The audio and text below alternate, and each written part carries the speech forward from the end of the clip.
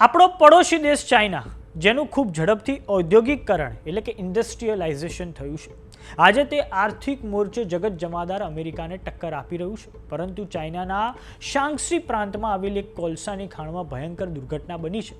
આ કોલસાની ખાણમાં વિસ્ફોટ થતાં અત્યાર સુધીમાં 90 જેટલા કામદારોએ જીવ ગુમાવ્યા છે, જ્યારે 9 લોકો હજુ પણ ગુમ છે. આ ભયાનક ઘટનાને છેલ્લા દાયકામાં ચાઇનાની સૌથી ખરાબ કોલસા ખાણ દુર્ઘટના તરીકે જોવામાં આવી રહી છે. ચાઇનાના પ્રમુખ શી જિનપિંગ દ્વારા આ ઘટનામાં તપાસના આદેશ આપી દેવામાં આવ્યા છે. તો આવો જાણીએ સમાચાર વિસ્તારથી. નમસ્કાર, જમાવટ સાથે હું છું પાર.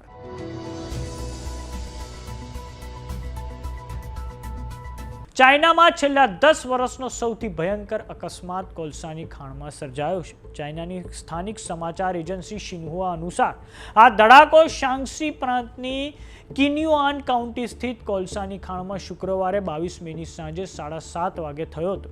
આ અકસ્માત થયો ત્યારે 200થી વધારે કામદારો ખાણમાં હાજર હતા, જેમાંથી 123થી વધારે લોકોની હાલમાં હોસ્પિટલમાં સારવાર ચાલી રહી છે, જેમાંથી 4ની હાલત અત્યંત ગંભીર છે.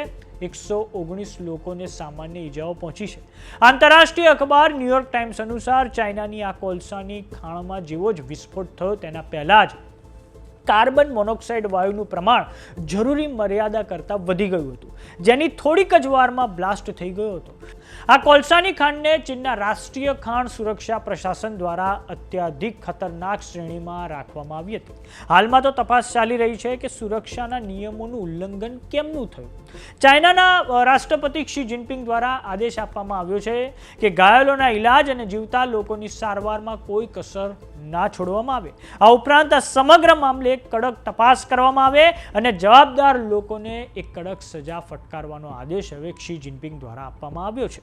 હાલમાં તો ખાણની મેનેજમેન્ટ ટીમના કેટલાક લોકોની અટકાયત કરવામાં આવી છે. જોકે ઘટનાનું મૂળ કારણ હજુ સુધી સામે નથી આવ્યું. જોકે ચાઇનાના સરકારી મીડિયા અનુસાર કાર્બન મોનોક્સાઇડનું ગળતર એક સીમા કરતાં વધારે થઈ ગયું હતું અને કાર્બન મોનોક્સાઇડ, દર્શક મિત્રો, એક ઝેરી ગેસ હોય છે.